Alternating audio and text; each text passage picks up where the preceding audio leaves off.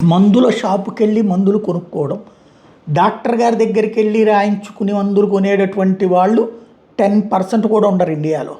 మందుల షాపు యజమానే ఒక చిన్న డాక్టర్.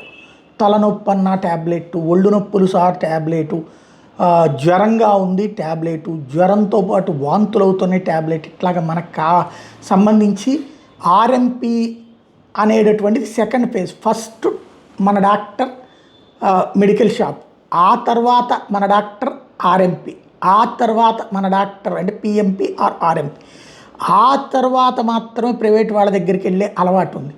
అయితే చిన్న చేపను పెద్ద చేప చిన్నట్టు ఇప్పుడు ఈ మెడికల్ షాప్స్ని ఆన్లైన్ మెడికల్ షాపులు తినేస్తున్నాయి.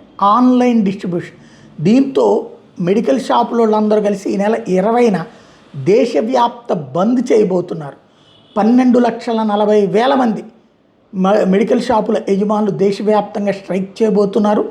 ఆన్లైన్ మెడికల్ ప్లాట్ఫారాలు నిషేధించాలి, సేవ్ లోకల్ కెమిస్ట్స్ పేరుతో.